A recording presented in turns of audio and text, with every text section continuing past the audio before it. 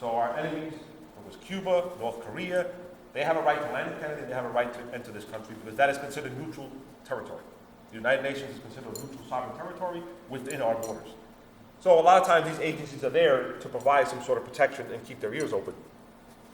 Now, when we were doing our recovery, we would go down deep into the bowels of those underground parking garages, and we'd pull up ATMs. Sometimes we'd recover seized drugs or weapons, money. All kinds of crazy requests were made, believe me. But one request was from the Secret Service.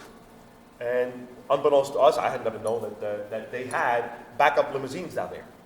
Not so much for the president, but when the main line, like this one here, called the Beast, it is referably called the Beast because it is an impressive piece of machinery. I had the pleasure of being up front with it and actually I was about to get inside of it when they stopped me, but it was at Newark Airport, and we usually pull our trucks out, and when it lands ahead of time, they pull it in the bay to keep it out of prying eyes, and when the president lands, it comes out, picks him up, and goes quickly.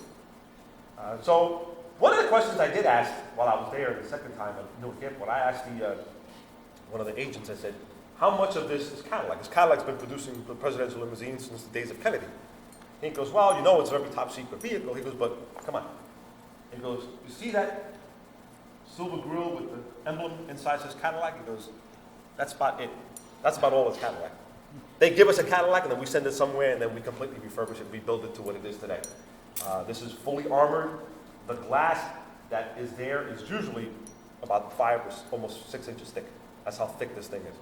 The tires are lined with titanium, so you can blow the hell out of them. They'll still keep driving.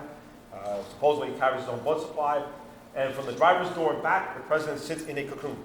It's pressured positive pressure sealed. He breathes his own air so that no foreign agent can enter the vehicle. And as heavy and as powerful as this car is, it could probably give NASCAR drivers a run for their money. That's how powerful this car is. So we were asked to go down and bring these cars up. So the problem was that when we finally discovered where these vehicles were, and of course these were no longer front line, but they were used maybe for a senator or a visiting dignitary, maybe the president of France. If they needed it, they were there. And we had no keys. Vehicles are locked up. Now they are designed to keep people from getting in. So of course we couldn't get in to unlock the vehicle. That's what it's designed to do. So finally we made our way all the way around the crater, and we had to do it gingerly, walking single file, very slow, because if we moved too fast, we create a pressure wave, and we could actually fall and collapse into the crater. So at some point we actually realized, why are we doing this? Why am I wasting my time pulling a car that they're going to crush anyway? Just pick it up with a grapple and take it away. But the powers that be said that they didn't want prying eyes looking at all their secret radios and decoders. Whatever the case may be, we spent almost 2 days trying to locate them and then pull them out. Now, because portions of this floors had collapsed, I couldn't get the truck all the way in, so we had to use dollies. And these dollies had to be wheeled around, so we had to wheel these cars around, removing debris and pushing it slowly to get it here, and lift it up, attach it, hit the lever, and nothing happens. Nothing's moving. This thing's just sitting on the ground. So I redo it again, and I hit the lever, and it's whining, and nothing's happening. So now I'm really, really getting upset with this thing. And my partner comes over and says, Mo, stop. And my whole front end of the truck had come up off the ground. So that only means that 2 things that can happen. Either my boom broke, or what I'm lifting is heavier than what my vehicle weighs. So I run up there to the Secret Service agent and the chief, and I say, hey, how much does this thing weigh? I mean, I know it's a secret, but I'm having a tough time. He goes, oh, no, it's not. It weighs about 12,000 pounds. I said, I wish you told me because I can only lift 6,000 pounds. I said, we spent 2 days and then we can't get in. I can't put it in neutral. I can't do anything for 2 days. So he goes, you want the keys? Like, really? After 2 days, you're sweating. You're going to tell me I could have drove this car out of the tunnel? So, believe it or not, we actually drove the vehicle out to the top and brought it to them. But that became a story. And they actually wrote an article in the Atlantic Monthly, and they actually included this in there. Why it was so special, I don't know, but I wasn't too happy with the interview when they were interviewing me. Now, when the president was in a school in Sarasota, in a classroom of elementary school children, and he was talking to them, and usually the president is very, very never interrupted. It's almost unwritten rule that the president, if he's doing what he's doing, whatever he's doing, he's going to do it, don't bother me. Don't tell me it's time to go. Don't tell me my shoelace is untied. I don't want to hear it. But when the attacks happened, Secret Service went to the press secretary and said, hey, there's something going on here. We got to move now. So either you go in and tell them, or we're going to go in and drag them out of here from these kids. But we got to go. So he leans over, and you look at his face, he's not too happy. He gives him that sideward glance, like, why are you bothering me? And supposedly he tells him, Mr. President, we're on the track, we got to go now. And if you look at the video, he actually glances over towards the left, and he's looking at the children like a deer in headlights. He actually is lost. He has no idea. He's no longer there. He realizes something's going on. What has gone on that I have to be taken to Air Force One? And believe it or not, Air Force One did what it was designed to do. It was designed to afford the president the security and safety high above the skies for him to execute executive decisions. And if you just saw the recent new History Channel documentary that came out on 9/11, they interviewed Bush and all these prominent people, and you realize that the Secretary of State and the Vice President had given the order to shoot down any plane that did not respond. The order had been given.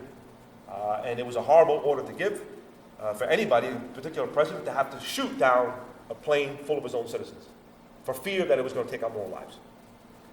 Now, the one in Pennsylvania, the order had been given, and they sent fighters up to take it down.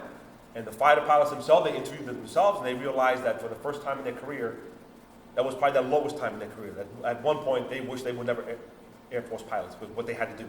They were going to have to hit that button, fire that missile, and take out American citizens over American skies. But thankfully, the plane crashed on its own. It was not taken down. But that's something that every day you have to live with. So, right or wrong, you got to give the president and these people their due, because that's a hard decision to make. Now, the other decision that was made by the president and the FAA was to ground all airspace, to find out who was enemy, who was friend, and who was foe. Now, several years before, the Federal Aviation Administration created a code called Air Traffic Control Zero, ATC-0.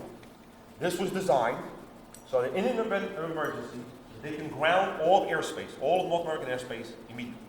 Bring it down to the ground, all planes, clear the space. It had never been tried until this morning, 9/11, when it was implemented. And this was a way to make sure if anybody was left, that means they didn't heed the call, they didn't heed the land call, and that means they were a threat, and they had to be taken out. Now, when this issue was given, it goes through all the transponders of all the planes, it goes every traffic control, even in Canada. Everybody entering or leaving the United States, wherever you are, was one rule and one rule only: land immediately at the next available airport. Doesn't matter where you're going, and sometimes it didn't even matter if you can take off again, but you must land immediately and safely. Well, after that was done, this is what it looked like. The entire North American airspace was completely grounded except military planes securing our airspace. And probably, since the days of the Wright brothers, has the United States not had a plane in a year. For the first time, we had to ground out all these planes, grounding out tens of thousands of people, ordinary American citizens coming to work, going on vacation, going on holiday with your children. And guess what?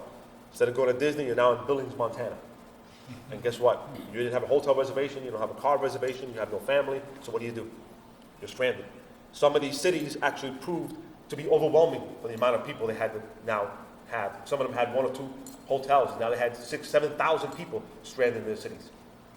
But again, this story is not just about the bad and the horrific and all the horrible tragedies, but it's also about the good that came out of it.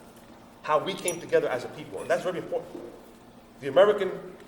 The spirit of American volunteerism, the spirit of Americans when they're pushed up against the wall to stand up and fight back, is very impressive. It's really not seen anywhere else around the world, what we have here. That's special. And all throughout the nation, people opened up their arms. People opened up their homes. Instead of gouging and taking advantage, people opened up their restaurants, people opened up their hotels and said, hey, listen, I know you weren't meant to stay here, but here, the hotel's free, stay. Even at Ground Zero, people that owned grocery stores and delicatessens and pharmacies were opening up. Take what you can, take what you need. Just take it. We have to come together. And that's the special part that we don't always talk about. You don't see on TV. You always see about the horrors and the horrific, but you don't see how we come together as a people. And that's very important. Now, another aspect of my job was to take certain vehicles from Ground Zero, especially in the loading dock area, to the Staten Island landfill, which at one time was the largest landfill in the world. Mayor Giuliani had closed it, but he did open it just for the purpose of retrieving all the debris and all the remains of Ground Zero. Everything that had to do with Ground Zero was taken up here, and then here it was sifted and sorted through with massive machinery, right down to human hands, to make sure that no human remain went unchecked, and make sure that everything was accounted for. And one of those days while I was bringing a vehicle up there, I was going down these man-made aisles with police trucks and police vehicles and fire trucks and ambulances stacked up 2 or 3 high sometimes. That's how many were damaged. Then I took many pictures. I had a little Instamatic, and I took a picture of this vehicle, not realizing that 10 years later it would now